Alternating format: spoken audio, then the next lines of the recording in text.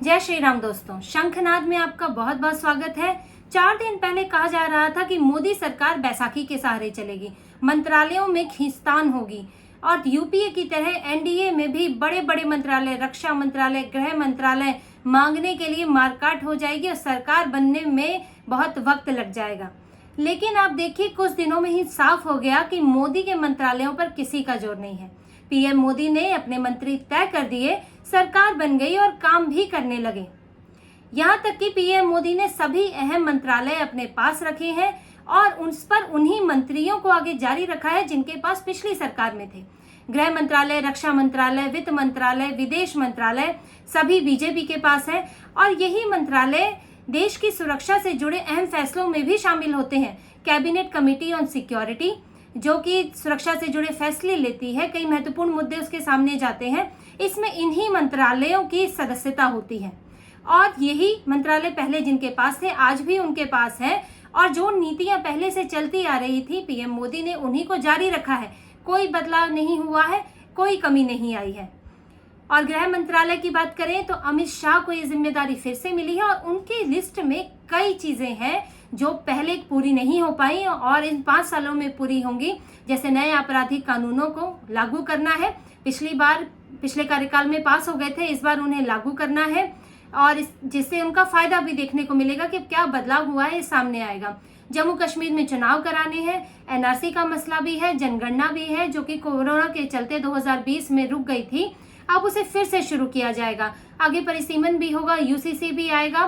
तो गृह मंत्रालय की सुरक्षा को लेकर, घरेलू सुरक्षा को लेकर बड़ी जिम्मेदारी होती है जिसको अमित शाह पहले भी निभाते आए थे, अब भी निभाएंगे। रक्षा मंत्रालय की बात करें तो राजनाथ सिंह के नेतृत्व में भारत रक्षा क्षेत्र में मजबूत हुआ है। ना सिर्फ मैन्युफैक्चरिंग में भारत हथियार बना रहा है खुद अपने देश में, बल्कि इन हथियारों को निर्यात भी कर रहा है अफ्रीकी देशों में, दूसरे छोटे देशों में भारत बेच रहा है। तो इस मामले में भी भारत मजबूत हुआ है और उसी तरह से आगे बढ़ेगा। विदेश मंत्रालय की बात करें तो एस जयशंकर से बेहतर विदेश मंत्री कोई नहीं दिखता है, क्योंकि भारत के लिए अंतर्राष्ट्रीय स्तर पर भी चुनौतीपूर्ण समय है। 2 जगह युद्ध चल रहा है, भारत को अरब देशों में भी संतुलन बनाना है, अमेरिका रूस के बीच भी संतुलन बनाना है और अपने देश को भी इस बीच स्थिर रखना है। तो ये जिम्मेदारी जयशंकर पहले से बखूबी निभाते आ रहे थे और अब भी वो इसको उसी तरह से चलाते आएंगे। और इसका तो हमें अभी एक ट्रेलर भी दिख गया है, जिस तरह से पीएम मोदी ने जस्टिन ट्रूडो को जवाब दिया। जस्टिन ट्रूडो ने कहा था पीएम को बधाई देते हुए कि कानून आधारित संबंध, अच्छे संबंध चलते रहेंगे। तो पीएम मोदी ने भी जवाब दिया कि बिल्कुल अच्छे संबंध चलते रहेंगे, लेकिन एक दूसरे की चिंताओं को ध्यान में रखते हुए, क्योंकि कनाडा जो है वो खालिस्तानियों को लेकर भारत की चिंता पर बिल्कुल ध्यान नहीं देता है और उल्टा भारत पर ही इल्जाम लगाता है। तो पीएम मोदी ने बधाई के जवाब में इसका बखूबी उन्होंने उत्तर दिया है। अब रही एनडीए सहयोगियों की बात, तो इस बात का भी ध्यान रखा गया है कि एनडीए सहयोगियों को भी उचित सम्मान मिले, लेकिन ऐसा भी ना हो कि वो हावी रहे।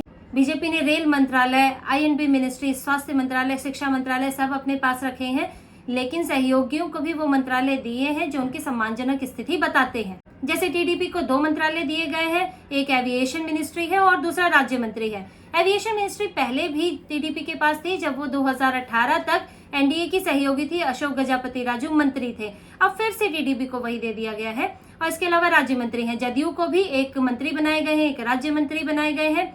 चिराग पासवान की बात करें तो चिराग पासवान के पास पहले भी रामविलास पासवान जब थे तो खाद्य प्रसंस्करण मंत्रालय देखते थे, अब भी वो दिया गया है। और चिराग पासवान यानी कि लोजपा एनडीए की मजबूत सहयोगी रही है, हर समय उसके साथ खड़ी रही है। चिराग पासवान पीएम मोदी के साथ अपनी निष्ठा भी जाहिर करते रहे हैं। इन सब चीजों को ध्यान में रखते हुए भी 5 सांसदों के बावजूद भी उन्हें एक मंत्रालय दिया गया है और यहाँ से जीतन राम मांझी को भी एक मंत्रालय मिला है। वो पुराने नेता हैं, एनडीए के सहयोगी हैं।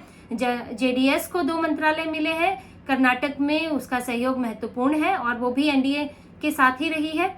इस तरह से देखें तो एनडीए सहयोगियों को भी ध्यान में रखते हुए बीजेपी ने पूरी तरह न्याय किया है। साथ ही ये भी बता दिया है कि ऐसा नहीं है कि आप अलाय हैं तो आप जो मर्जी मांग सकते हैं, आप जो मर्जी कर सकते हैं। कुछ एक फैक्शन में थोड़ी नाराजगी दिख रही है, जैसे कि शिवसेना, शिंदे गुट के जो सांसद हैं उनको मंत्रालय दिया गया है, राज्य मंत्री बनाया गया है, वो पूरा एक मंत्रालय मांग रहे हैं। एनसीपी में प्रफुल्ल पटेल कह रहे हैं कि उन्हें भी मंत्रालय दिया जाए, जबकि उन्हें राज्य मंत्री का ऑफर किया गया था। तो ये थोड़ी बहुत नाराजगी जाहिर की जा रही है, लेकिन बीजेपी इसके आगे झुकी नहीं है। ऐसा नहीं है कि नाराजगी बाद में सामने आई है, ये पहले से रही होगी और फिर भी बीजेपी ने वही किया जो उसे करना था। क्योंकि आप देखेंगे कि शिंदे गुट की बात करें तो उन्हें महाराष्ट्र में भी मुख्यमंत्री बनाया गया है एकनाथ शिंदे को, और कुछ मंत्रालय भी दिए गए हैं। जबकि इस बार बीजेपी के पास वोट कन्वर्ट कराने में शिंदे गुट जो है सफल नहीं हो पाया। हालांकि उद्धव ठाकरे को नुकसान हुआ, वो 18 से 9 सीट पर आए, लेकिन बीजेपी को उसका फायदा नहीं ज्यादा मिल पाया। एनसीपी की बात करें तो अजीत पवार की पत्नी तो अपनी सीट नहीं बचा पाई। अजीत पवार के एक सांसद हैं और वो भी एनसीपी यानी कि शरद पवार का जो गुट है उसके जो वोट है वो कन्वर्ट नहीं करा पाए, अपने पास तक नहीं ला पाए। तो पहले तो उन्हें अपना प्रदर्शन सुधारना होगा, उसके बाद वो बीजेपी से तोलमोल कर पाएंगे। और बीजेपी ने यह भी साफ कर दिया है कि बहुत ज्यादा मोलतोल की राजनीति चलेगी नहीं। एकनाथ शिंदे है वो अपने सांसदों को संभाले, आगे चुनाव भी होने वाला है, वो अपना क्या भविष्य देखते हैं। और अगर जाना भी चाहते हैं, अजीत पवार जाना चाहते हैं, तो बीजेपी उन्हें रोकने वाली नहीं है, क्योंकि बहुत ज्यादा नुकसान भी नहीं है उनके जाने से। न लोकसभा में नुकसान है और न आगे विधानसभा में नुकसान है, बल्कि जरूरत उन्हें है बीजेपी की, क्योंकि वो एनसीपी छोड़कर आए थे। और मोल तोल की इसी राजनीति से इनकार करने का ही असर है कि आप देखेंगे कि किसी भी सहयोगी ने पर्ची में लिखकर अपनी मांगे नहीं दी, जबकि अमूमन ऐसा होता है कि पर्ची में लिखकर मांगे दी जाती हैं, फिर उस पर विचार होता है। बल्कि पीएम मोदी पर फैसला छोड़ दिया गया कि वो किसको कौन सा मंत्रालय देना चाहते हैं। पीएम मोदी सभी को सम्मान देना चाहते हैं, लेकिन उन्होंने सबको खुश करने की कोशिश नहीं की है, बल्कि मजबूती बनाए रखी है। और इसे देखकर विपक्ष में बेचैनी छा गई है, क्योंकि उन्हें लग रहा है कि अरे सोचा तो कुछ और था कि मंत्रालय को लेकर झगड़ा हो जाएगा, मारकाट हो जाएगी, जैसे कि यूपीए में हुआ करता था। लेकिन इस बार ऐसा हुआ ही नहीं। ये बहुत जल्दी 4 तारीख को नतीजे और 9 तारीख को सरकार बन गई, अब तो काम भी शुरू हो गया। तो विपक्ष में ये बड़ी खलबली मची हुई। संजय सिंह ने भी ट्वीट करके भड़काने की कोशिश की है कि सहयोगियों को झुंझुना पकड़ा दिया गया है। ये लोग सोच रहे थे कि सहयोगियों को बड़े मंत्रालय मिले, रक्षा मंत्रालय, विदेश मंत्रालय, गृह मंत्रालय, तो फिर बाद में उन पर दबाव बनाया जाए कि वो नीतियों को विपक्ष के अनुसार कुछ करें। उनकी वोट बैंक पॉलिटिक्स भी अपनी होती है। तो इस बात से एक तरह से भड़काने भी कोशिश है और दूसरी तरफ एक तरह का दुख भी है। और संजय सिंह इस पर बात नहीं करेंगे कि आम आदमी पार्टी का प्रदर्शन कैसा रहा। आम आदमी पार्टी को दिल्ली और पंजाब दोनों जगह नुकसान हुआ है और इसके बाद पार्टी में चुप्पी छाई हुई, अपने प्रदर्शन पर एक बात नहीं कर रहे हैं।